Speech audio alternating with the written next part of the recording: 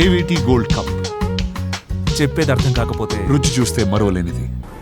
భాస్కర్ రెడ్డి గారి కుటుంబాన్ని, భాస్కర్ రెడ్డి గారు, ఆయన భార్య విశాలమ్మ గారు, కూతురు కవితమ్మ గారు, సోల్ సర్వైవర్ ఈ యొక్క ఎపిసోడ్లో దేవుడి దయ వల్ల బ్రతికి బట్టగట్టినటువంటి రియాన్ష్ రెడ్డి, వీళ్ళని పరామర్శించడానికి రావులపాలెం రావడం జరిగింది.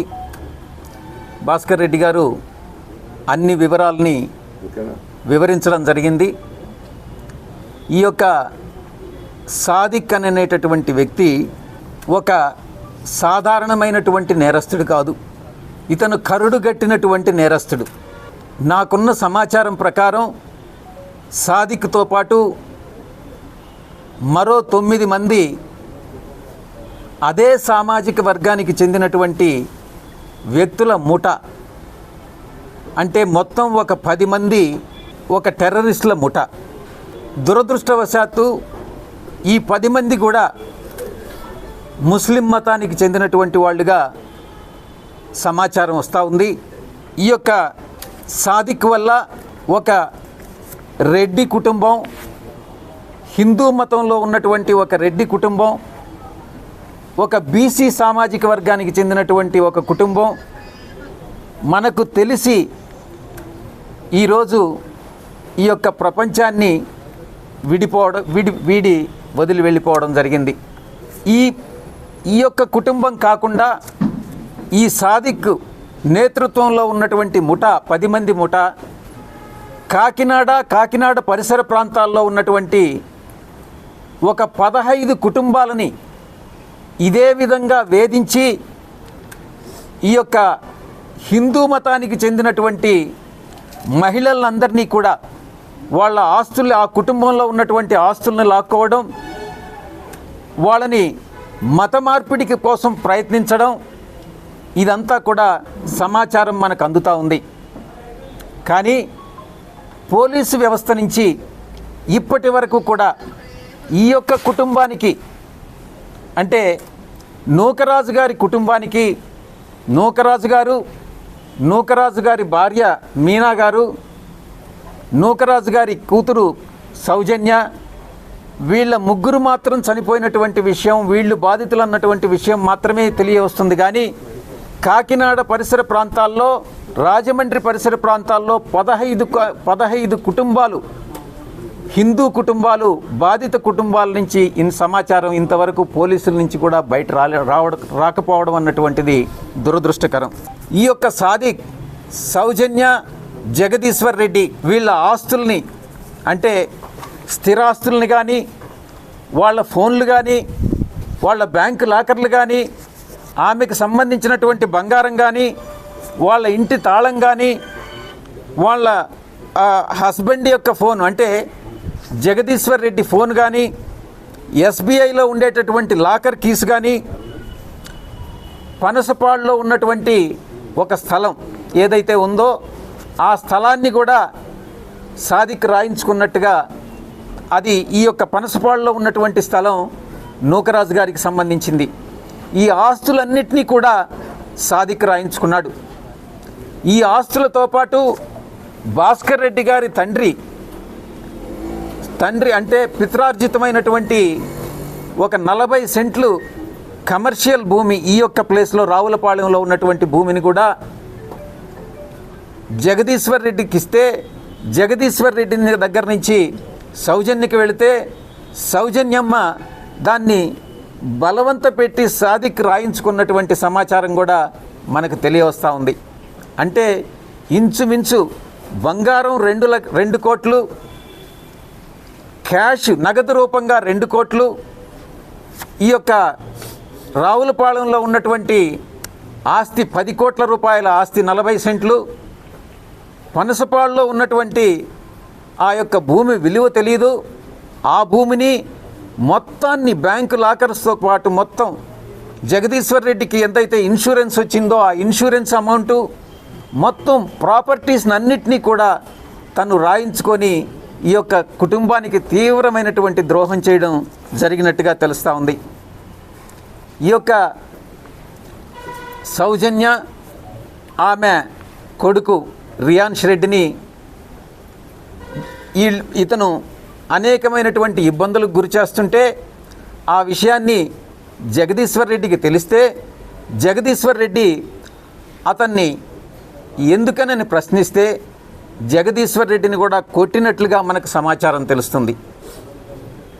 కొట్టి అతన్ని భయభ్రాంతులకు గురి చేసినట్టుగా కూడా తెలుస్తూ ఉంది. ఎందుకనంటే సాదిక్ వెనుక ఉండేటటువంటి టెర్రరిస్టుల ముఠా, 10 మంది టెర్రరిస్టుల ముఠా, ఈ ముఠా యొక్క ధ్యేయం హిందూ మతానికి చెందినటువంటి వ్యక్తులన్నింటినీ, కుటుంబాలన్నింటినీ ముస్లిమ్స్ మతానికి కన్వర్ట్ చేయాలన్నటువంటి ఒకే ఒక ధ్యేయంతో పనిచేస్తూ వస్తున్నటువంటి పరిస్థితి.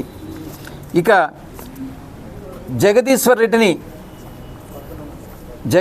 రెడ్డికి సాదిక్కి తగు వచ్చిన తర్వాత, జగదీశ్వర్ రెడ్డి మీద సాదిక్ అటాక్ చేసిన తర్వాత జగదీశ్వర్ రెడ్డిని కెనడా నుంచి బాంబేకి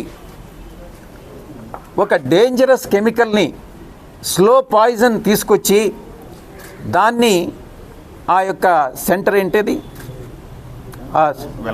వెల్నాక్ సెంటర్లో హైదరాబాద్లో అంతకు ముందే 3 నెలల ముందు స్టార్ట్ చేసి చివరి డేంజరస్ పాయిజనస్ కెమికల్ని వెల్నాక్ సెంటర్లో ఇవ్వడం జరిగింది. ఆ స్లో పాయిజన్ ఇచ్చిన తర్వాత 3 నెలలు ఆరోగ్యం క్షీణించి జగదీశ్వర్ రెడ్డి చనిపోవడం జరిగింది. దీనికి కారకుడు సాదిక్, ముమ్మాటికి సాదిక్కే. పోలీసులు ఈ విషయాన్ని తేల్చాల్సిందిగా నేను డిమాండ్ చేస్తూ ఉన్నాను. ఇక మతం మారాలి అని సౌజన్యం మీద అతను చేసినటువంటి ఒత్తిడి, ముస్లిం సాంప్రదాయాలను పాటించాలని అతను చేసినటువంటి ఒత్తిడి. ఇక మరొక కోణం కూడా చూడాలి.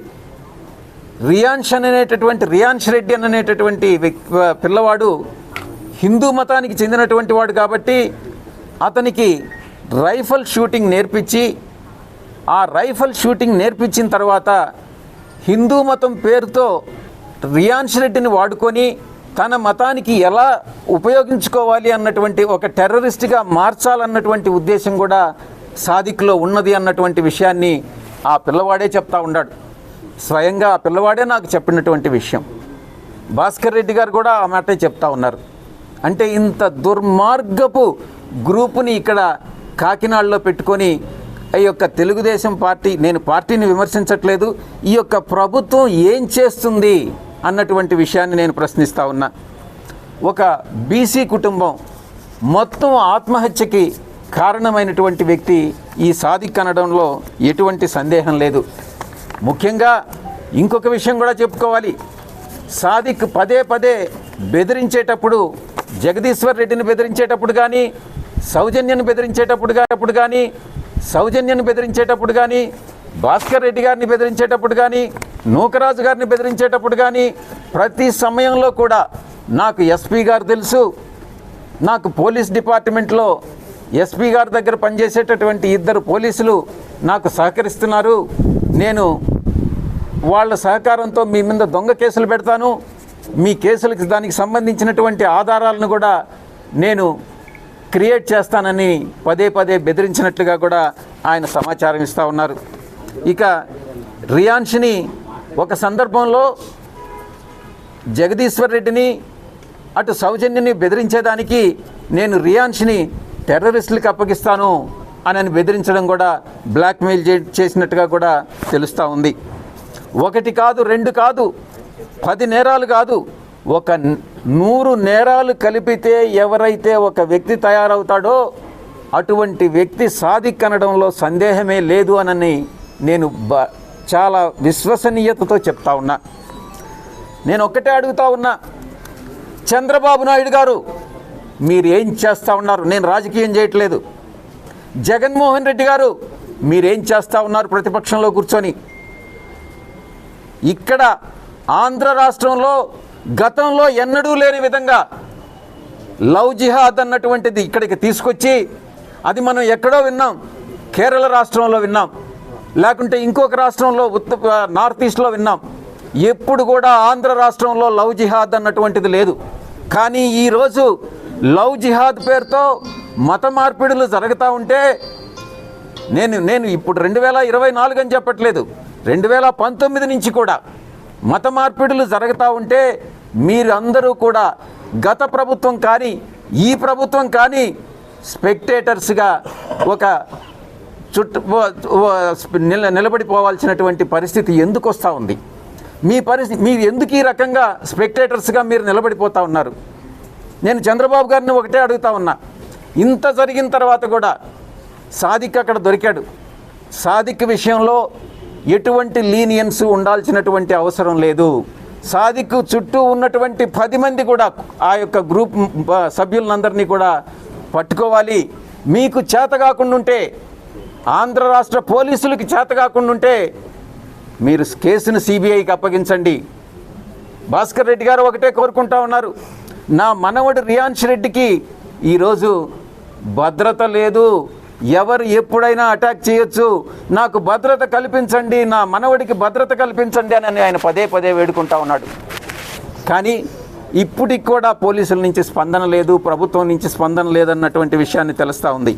నేను సిబిఎన్ గారికి, ముఖ్యమంత్రి గారికి ఒకటే విన్నవిస్తూ ఉన్నా, మీకు పరిపాలన చేత కాకుండా ఉంటే జగన్మోహన్ రెడ్డి గారికి ప్రతిపక్ష పాత్ర పోషించడం చేత కాకుండా ఉంటే ఈ యొక్క రాష్ట్ర పరిపాలన అన్నటువంటిది ఉత్తరప్రదేశ్ ముఖ్యమంత్రి యోగి ఆదిత్యనాథ్ గారు లాంటి వాళ్ళకి వదిలిపెట్టండి. ఈ యొక్క టెర్రరిస్టులకి, ఈ యొక్క మత ఉన్మాదులకి, ఈ యొక్క సంఘ వ్యతిరేక శక్తులకి బుద్ధి చెప్పగలిగినటువంటి ఒకే ఒక ముఖ్యమంత్రి ఈ యొక్క భారతదేశంలో ఉన్నాడంటే అది యోగి ఆదిత్యనాథ్ దాస్ గారే, బీజేపీ ముఖ్యమంత్రి. మీకు చేతగానితనంతో మీరు ఈ రాష్ట్రాన్ని, భావి తరాలని, భావి ఆంధ్రదేశ పౌరుల్ని మీరు ఈ రకంగా ఈ యొక్క దీన్ని ఒక మత రాష్ట్రంగా మార్చాలి అని అంటే మేమేమి చూస్తూ ఊరుకునేదానికి మేము సిద్ధంగా లేము అన్నటువంటి విషయాన్ని నేను చంద్రబాబు గారికి నేను విన్నవించుకుంటా ఉన్నా. నేను ఒకటే అడుగుతా ఉన్నా, చంద్రబాబు గారిని నేను ఒకటే అడుగుతా ఉన్నా, మీ కుటుంబంలో కానీ జగన్మోహన్ రెడ్డి గారిని అడుగుతా ఉన్నా, వైఎస్ఆర్సీపీ నాయకులను అడుగుతా ఉన్నా, మీ కుటుంబంలో ఎవరికైనా ఇటువంటి అన్యాయం జరిగితే మీరు ఎటువంటి యాక్షన్ తీసుకుంటారో అటువంటి యాక్షన్నే ఈ విషయంలో కూడా మీరు తీసుకుంటేనే మీ చిత్తశుద్ధి అన్నటువంటిది నిరూపితమవుతుంది అన్నటువంటి విషయాన్ని నేను తెలియజేస్తా ఉన్నా. మరొక విషయం, ఇదే ఇన్సిడెంట్ చంద్రబాబు గారు మీరు గుర్తుపెట్టుకోండి, జగన్మోహన్ రెడ్డి గారు మీరు గుర్తుపెట్టుకోండి, ఇదే ఇన్సిడెంట్ అటు పాత బస్తీలో హైదరాబాద్లో జరిగితే అదే పిల్లవాడు హిందూ అయ్యుండి ఆ అమ్మాయి ముస్లిం అయితే మీరు ఏ రకంగా స్పందిస్తారు? ఇదే ఇన్సిడెంట్ అరబ్ కంట్రీస్లో జరిగితే షరియా లా ప్రకారం మీరు ఏ శిక్ష విధిస్తారు? మీరు కోరుకుంటున్నారు కదా ఇక్కడ criminal procedure code, uniform criminal procedure code ఉండాలి, కానీ యూనిఫామ్ సివిల్ కోడ్ మాత్రం ఉండకూడదని మీరు కోరుకుంటున్నారు కదా. అదే ఈ యొక్క క్రిమినల్ యాక్ట్కి అరబ్ కంట్రీస్లో ఎటువంటి శిక్ష విధిస్తారో అక్కడ విధించే షరియా లా ప్రకారం మీకు కూడా తెలుసు. రాళ్లతో కొట్టైనా చంపుతారు, లేకుంటే పబ్లిక్ ప్లేస్లో 4 రోడ్ల కూడలిలో ఊరిదీస్తారు. అటువంటి శిక్షని మీరు ఎందుకు ఇక్కడ అమలు చేయలేకున్నారు? మీరు నిజంగా మీరు కోరుకుంటున్నారు. యూనిఫామ్ సివిల్ కోడ్ని ఈ రాజకీయ పార్టీలన్నీ అపోజ్ చేస్తూ ఉన్నాయి. అది ఎవరైనా కావచ్చు, టీడీపీ కావచ్చు, వైఎస్ఆర్సీపీ కావచ్చు, మిగతా రాజకీయ పార్టీలన్నీ కూడా కావచ్చు. నేను ఒకటే అడుగుతా ఉన్నాను, మీ ద్వంద్వ ప్రమాణాలు దేనికి? మీరు ఒక మతానికి ఒక చట్టం, ఇంకొక మతానికి ఒక చట్టం, ఒకరికి ఒక న్యాయం, ఇంకొకరికి న్యాయం మాట్లాడేటటువంటి ఈ యొక్క సూడో రాజకీయ పక్షాలని, ఈ ద్వంద్వ ప్రమాణాలు పాటించే రాజకీయ పక్షాలని ప్రజలు నమ్మవద్దు అని నేను కోరుకుంటా ఉన్నా.